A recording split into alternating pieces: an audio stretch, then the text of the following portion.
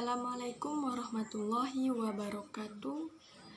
Perkenalkan, nama saya Fitri Agustina dengan NIM 2092000063. Pada kali ini saya menjadi moderator dari kelompok 7 pada mata kuliah Pendidikan Pancasila dan Kewarganegaraan dengan dosen pengampu yaitu Dr. Andes Hajah Huda MPDI.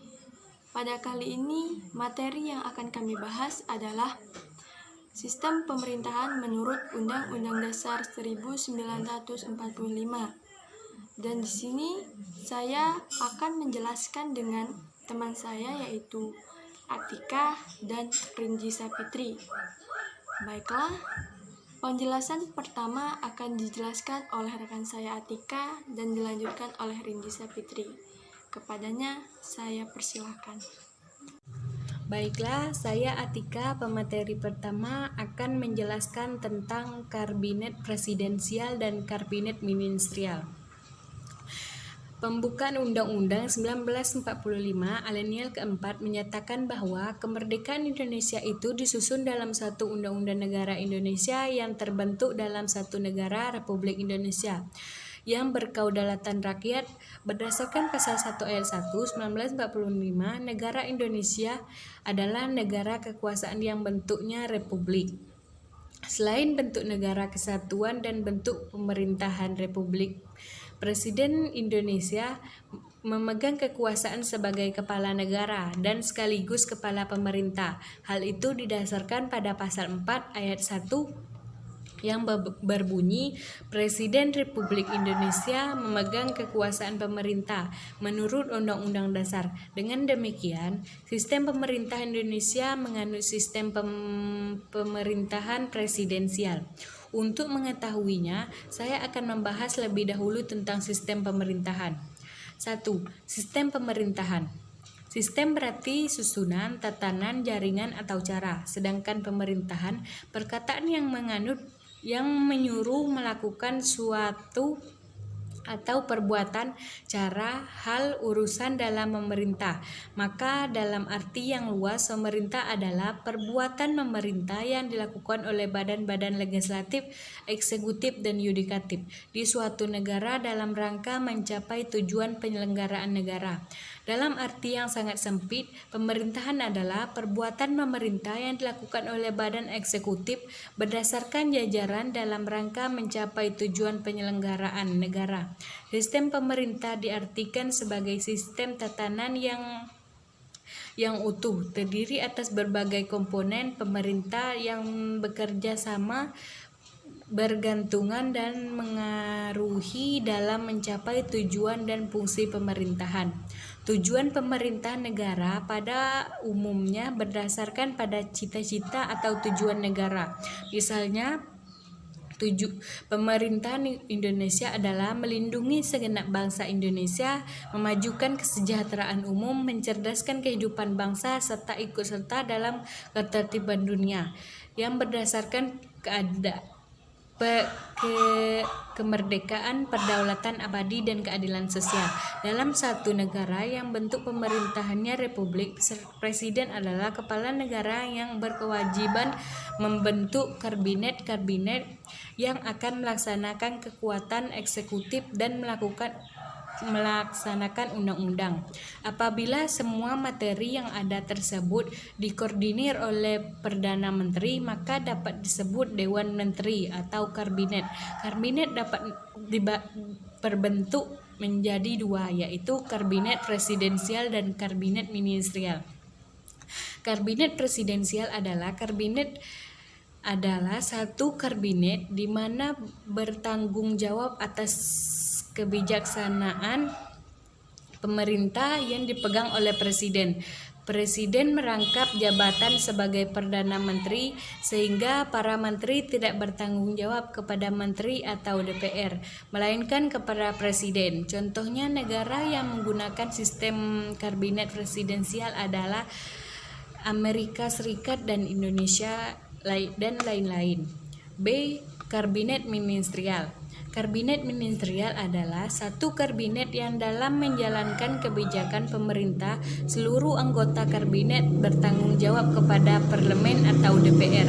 Contohnya negara yang menganut sistem kabinet ini adalah negara-negara yang di Eropa Barat.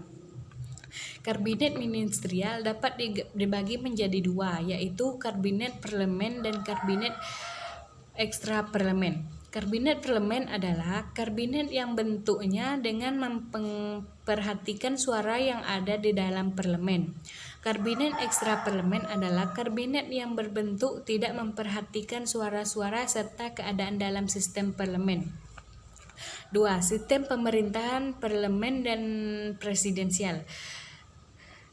Klarifikasi sistem pemerintahan presidensial dan parlemen didasarkan pada hubungan antara kekuasaan eksekutif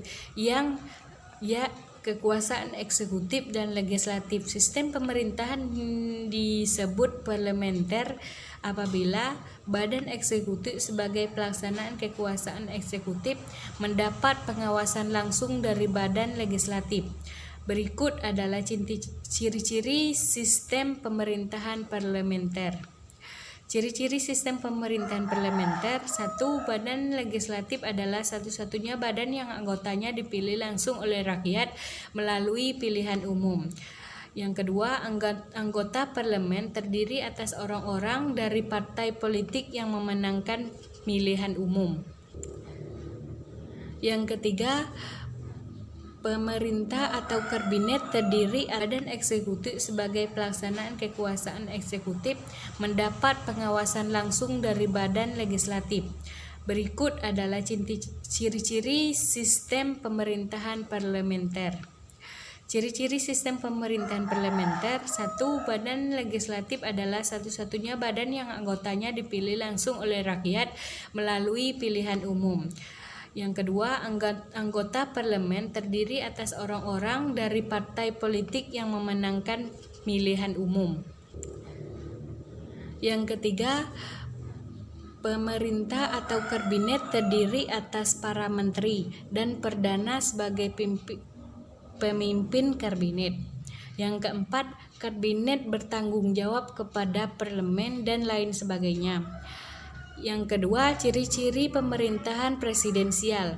Yang pertama, penyelenggaraan berada di tangan presiden.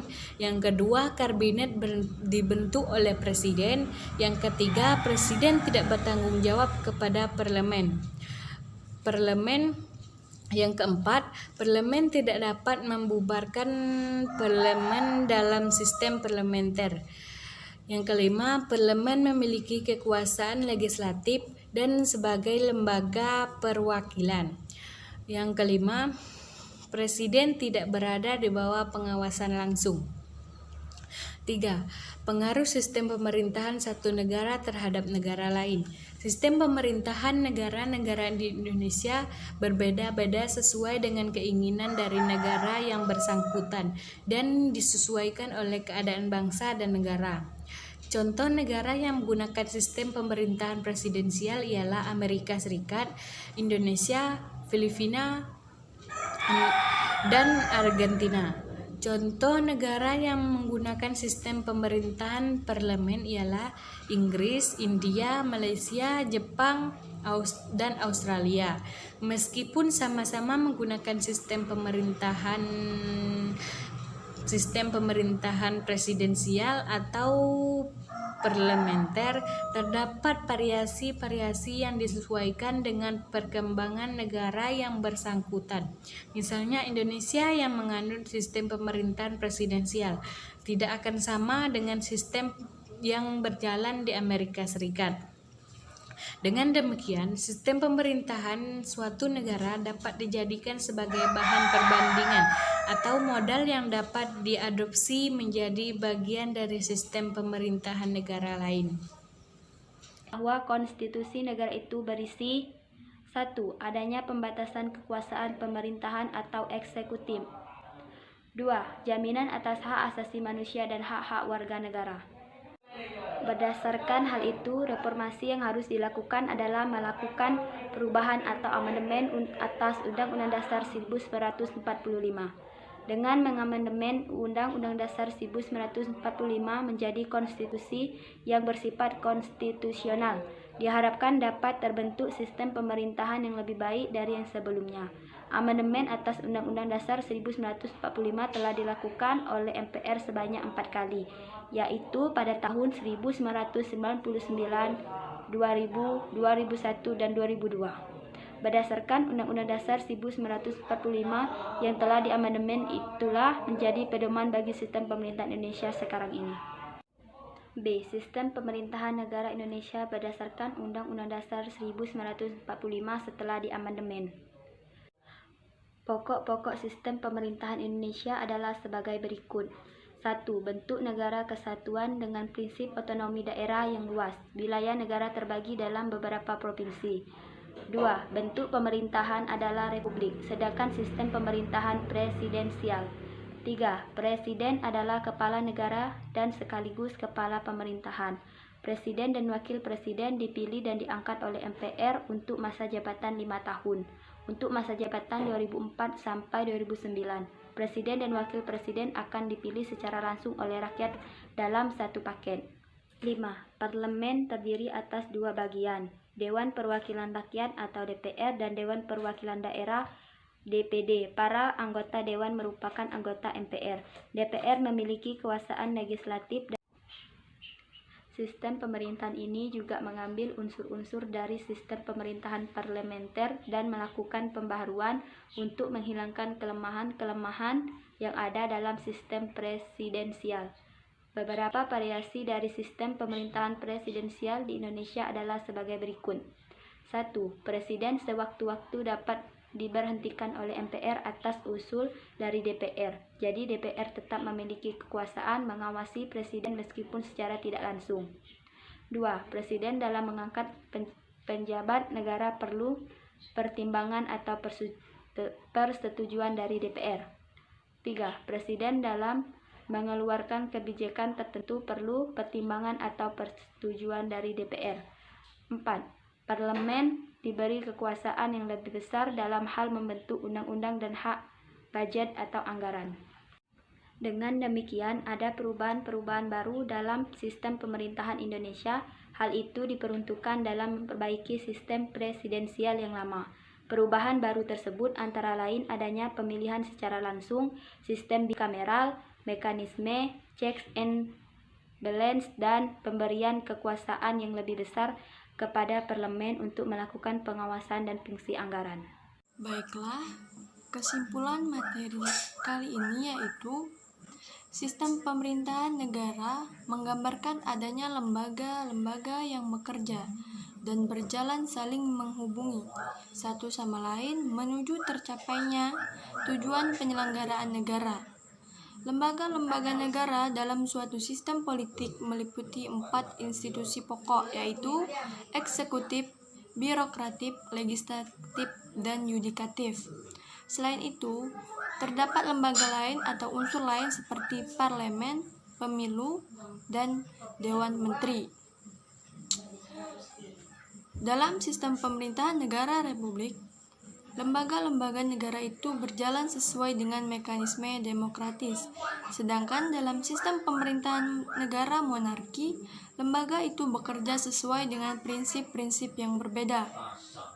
Sistem pemerintahan negara dan sistem pemerintahan dijalankan di negara lain. Namun, terdapat juga beberapa persamaan antar sistem pemerintahan negara itu.